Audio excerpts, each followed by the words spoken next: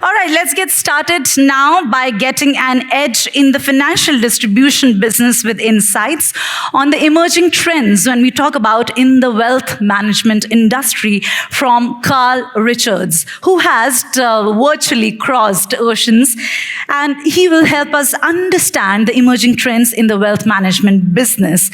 A global financial guru, a CFP who has worked with countries like USA, UK, New Zealand, author of 2 international bestsellers, The Behavior Gap being one and The One-Page Financial Plan. A keynote speaker at many financial planning conferences across the world. He is the one, ladies and gentlemen, who also runs successful training programs for finance professionals across the globe based on investor behavior, marketing and sales, practice management, etc., etc. Video claps, you go, Carl. There you go, please. So we do have Mr. P.L.Natarajan Iyer, the CEO, Happynessfactory, who has joined you right here on the physical stage, who would be putting up some pertinent questions to you. And Carl, I would just take a few seconds to introduce Mr. Iyer as well. And to talk about him, 40 years of experience there. And he's a marathoner, has completed many marathons, various cities. Now that's interesting. We can have some questions on that as well. He's a trekker, intends to conquer the Everest Base Camp. Wow, at a young age of 61, if I'm allowed to disclose that. Wow, that's something. And yes, on top of that, he practices yoga. But then with having said that, Carl and Mr. Natarajan, it's over to you. Thank you, Shikha. Thank you, Prem. Both of you were wonderful. And thank you, Cafemutual, for making it happen.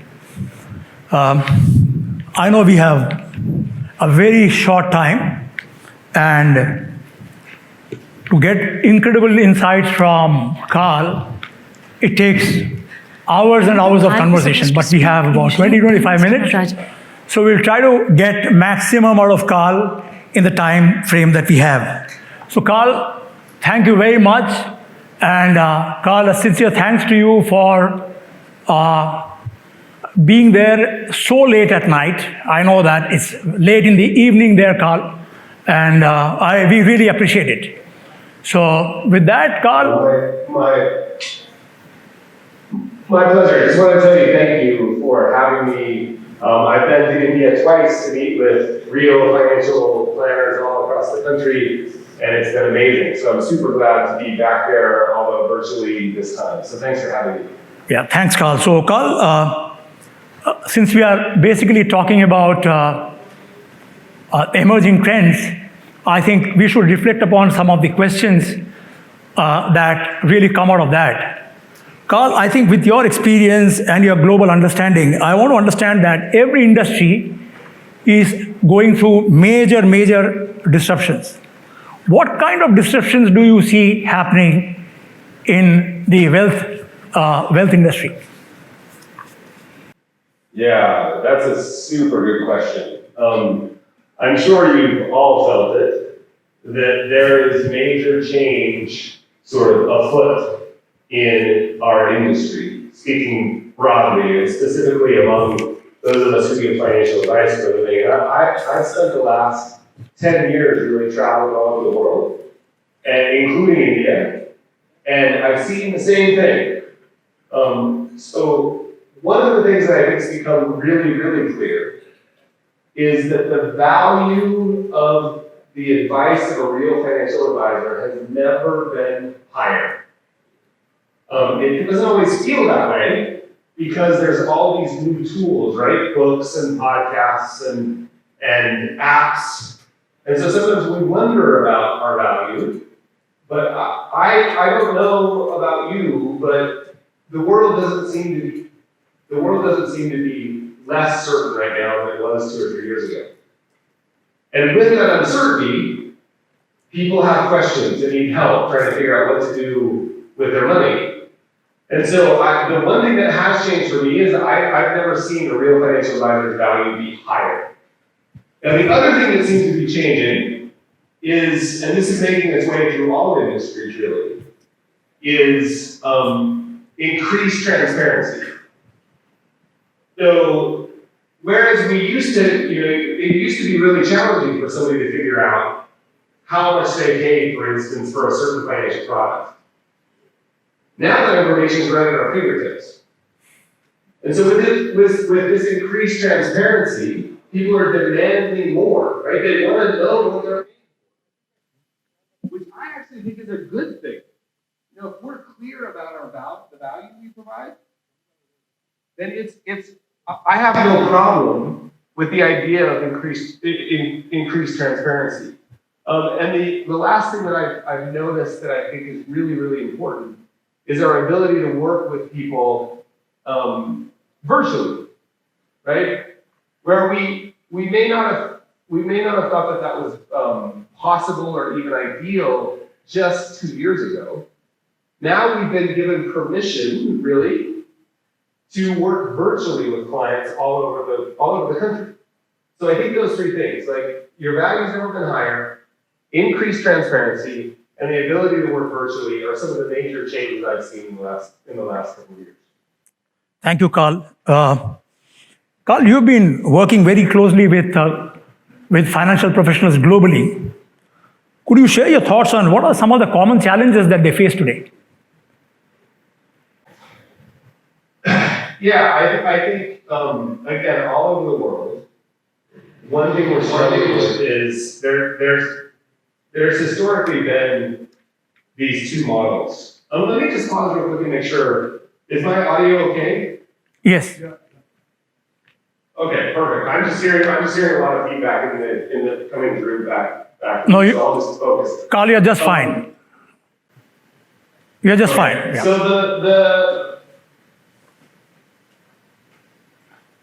the common challenges all over the world, I think we've struggled with this transition. Financial advice used to mainly be about products that you sold. And there's been a change all over the world between these two models: commission-based financial advice and fee-based financial advice. And us getting clear about what it is we do and who we do it for is really one of the demands that we're seeing from customers. So that has presented the challenge that we need to really focus on. And this is increasingly becoming a problem with people, is just understanding that you're a business owner and investing in your own business and seeing seeing the difference between an expense and an investment has become a challenge for people. Understanding that we need to have standardized processes. Just think through, for instance, what do you do at a first meeting with a client? When a client comes in for the first time to meet with you, what experience do they have? Most financial advisors around the world really don't know. Well, it depends, and it changes, and it depends on how I feel that day, whether I got in an argument with my spouse in the morning, or what the traffic was like. But getting to the point where we can standardize the experience for the people that we serve. And the third thing that I think goes with that is getting more and more clear about who we serve. It used to be that you could serve everyone. Back when I started, we had 3 TV channels. And everyone existed back then.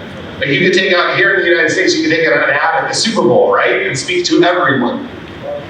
Now there's how many TV channels? I don't even know what that means anymore to say how many TV channels are there. All the podcasts, all the channels. So everyone doesn't exist anymore. So getting really, really clear about who you serve, and one way to think about this is just having a niche that you serve, but getting really, really clear about who you serve and what problem you solve is, I think it's a requirement almost for the next couple of years. And I think we're all struggling to figure out, how do you do that? How do you become really clear about who you serve? So that's some of the challenges I've seen all over the world. Thanks, Carl. I think that was fairly insightful. So, Carl, the question that really follows from what you just said was, if these are the challenges, what is the kind of a mindset shift that you you see financial professionals must have, and what are the kind of new skill sets that we should now bring on the table to address the changing requirements of clients? Yeah, look, I think that's a really good question. Thank you for asking. I think this idea of shifting our mindset is really, really important. It turns out that the tactics, like how to do things, is actually relatively simple, right? When you go to a training course, we can buy a book, but having the confidence to actually do it is a shift in the mindset. And one of the things that I think is incredibly important right now is understanding, back to what we talked about a minute ago, understanding these two questions. What do you do and who is it for? And making this shift, and it's really, really hard because it feels scary. It feels like if I get focused on solving a specific problem for a specific group of people, then I'm saying no to everyone else. And that feels scary. Seth Godin, I'm sure some of you are familiar with Seth Godin's work. Seth Godin talks about putting yourself on the hook that helps a specific group of people. So shifting my mindset from everyone to a very specific group of people is an incredibly important mindset shift. And then getting really clear about, are we focused on products? And I would suggest that no one cares about your financial products. Like, they're incredibly important, but unfortunately nobody cares. What they care about is whether you can solve their solution. Sorry, you can solve their problems. They don't really care about your solutions, they care about their problems. And so then, if we can make the shift from thinking we're trying to prescribe as fast as we can, if we can make the shift to saying, no, wait, my job is not to prescribe. My job is to diagnose really clearly first. That's where we'll find tremendous value and make a big difference. But that takes us shifting from a model. Some of you, I can tell from the audience, some of you may have been doing this 10, 15, 20 years. And what has worked in the past may continue to work until you retire. But it does require us to start thinking about, is there a better way to do this? Can we shift from the product being the focus to solving the problem being the focus, right? Can we shift from investment management to investor management? And I think that's one of the mindset shifts that we need to be making. Yes, Carl, I think that was wonderful. I think we in the industry, we keep talking about investment management and investor management, right? But that's a shift that's so difficult. We've been running this program in India now for almost a year and a half, and we find this as one of the big challenges that the industry has in shifting gears from not focusing so much on the product, but focusing on the clients and what they really require, and actually trying to solve the problem. So I think that's a super, insights coming from a global guru. Thank you so much, Carl, on that. So can you advise, Carl, what are the 3-4 things that you think our financial planners should prioritize on? Yeah. Look, I know I'm sounding a little bit like I'm repeating myself, but I think it's so important. The place I would start is get really clear about exactly who you serve. And the easy way to do this, can I just give you sort of like maybe a tactical suggestion? I would actually suggest, and you might even want to do it now, like pull out a piece of paper and just write down on, let's pretend like you had to write down an ideal client profile. Like who is your ideal client? In fact, let's go through this exercise. I won't take you through the exercise, but I'll just give you the ideas. So pretend like you're going to buy a 747, so a large airplane. And you're going to go in and tear out all of the seats.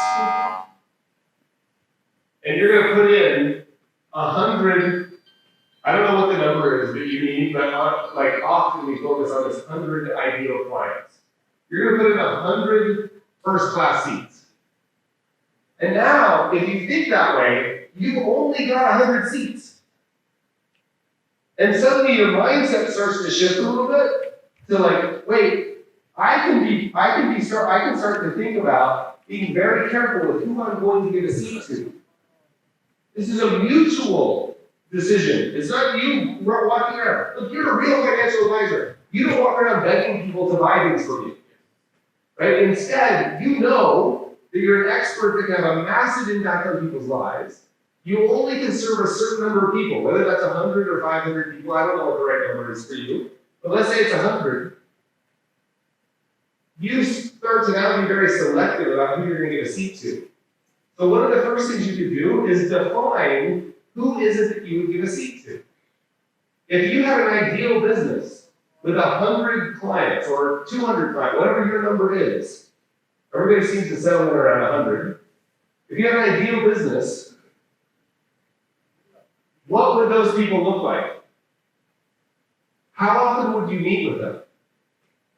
What kind of challenges would they have? How old would they be?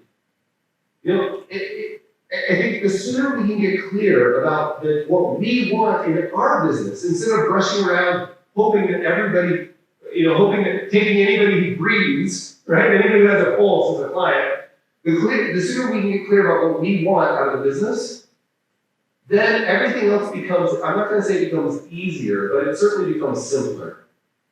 Right? Simpler and more focused. So that's the first thing I would do is I get really, really clear about who my ideal client is. And then just one more thought for you real quick is, and this is globally, we need to get better at talking to humans. Like us advisors need to get better at talking to humans. And some weird thing happens to us. As soon as we start talking to humans, we start using words like standard deviation or volatility.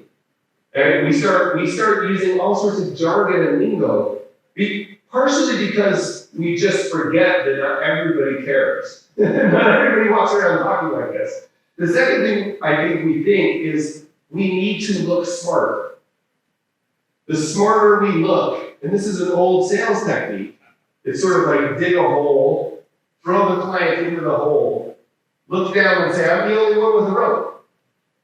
Well, I just have news. No one likes that.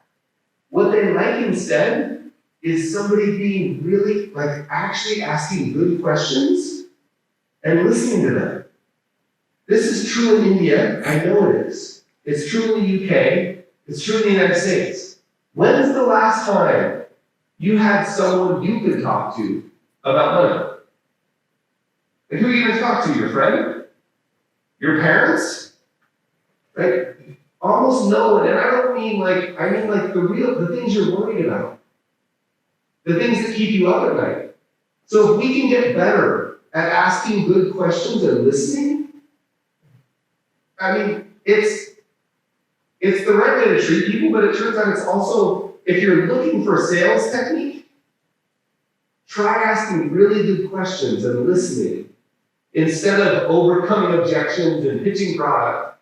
Asking really good questions and listening. So those are the two things. Get really clear about who you're serving. And number two, we can all use an upgrade in our conversation skills. Thank you, Carl. I'm going to take you away from, I'm going to take you back to the practice that we have possibly worldwide and specifically in India.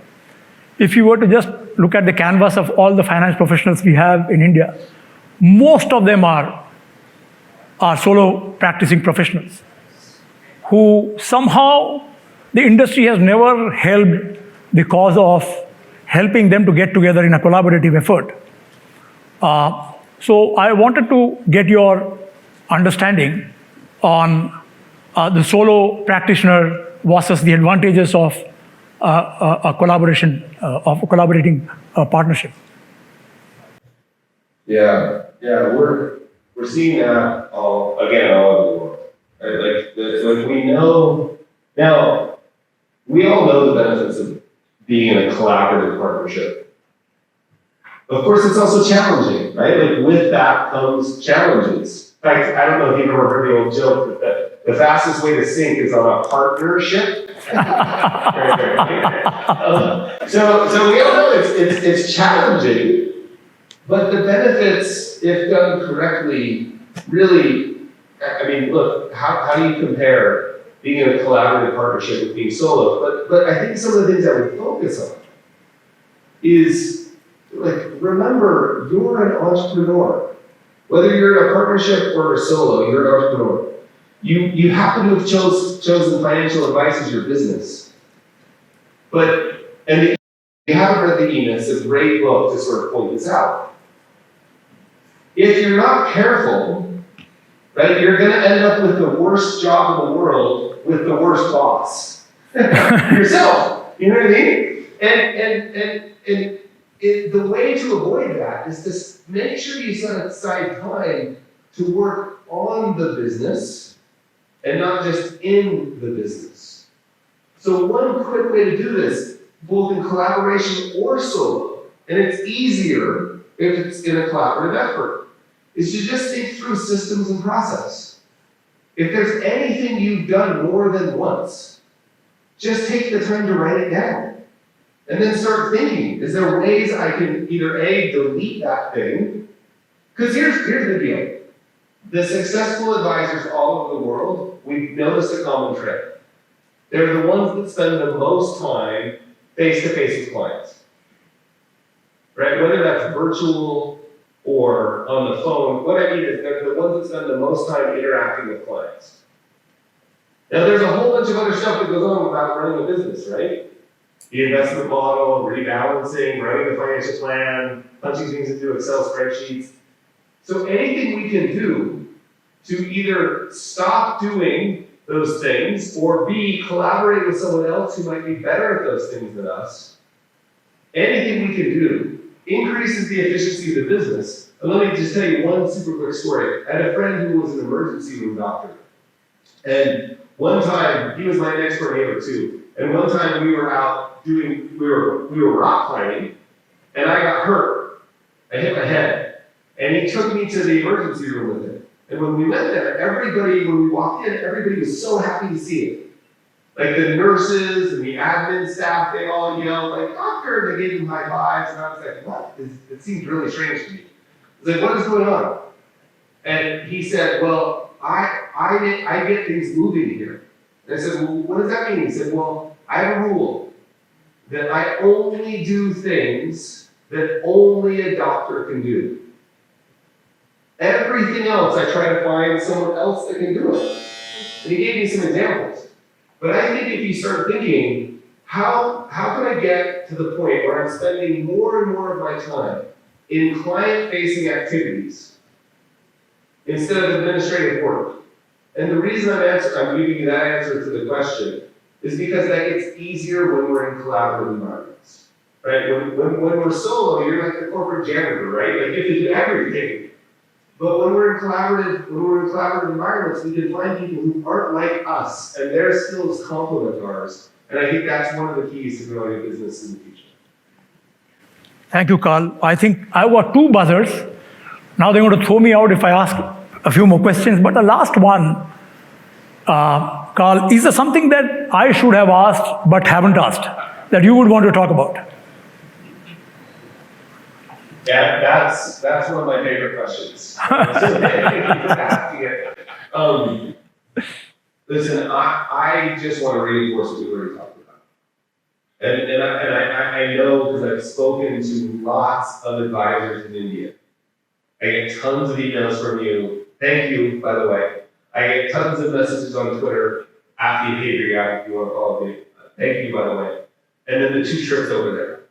I know it's challenging to make this shift from, we've all thought, in fact, I had this argument, some of you may know Michael Kitsis. Michael Kitsis and I have a podcast together, and Michael and I had this argument recently. It's hard to believe you're not in the solutions business. That's not what you're in. You're in the problem understanding business. You're not in the prescription business. Just imagine for a minute. I want you to imagine. You walk out on the streets today, You're walking down the street and you see someone walking the other direction, and they've got on a white lab coat. And then you notice as they get closer, they've got a stethoscope hanging around there. So they look just like a doctor. And as you walk by, they just reach out and slap on your chest a piece of paper. And you look at it and it looks like a prescription. Right? Can you imagine going to the pharmacy and filling that prescription and taking the medicine? Of course you can't, because there was no diagnosis. Now I want you to imagine the flip side. When you went to the doctor and you felt thoroughly diagnosed, and they gave you a prescription, what did you do with it? Could you even read it? In the United States, you can't even read. Like, the doctor's handwriting is so bad. But I didn't go home and Google the medicine. I didn't get a second opinion. I filled the prescription and I took the medicine. Why? What's the difference?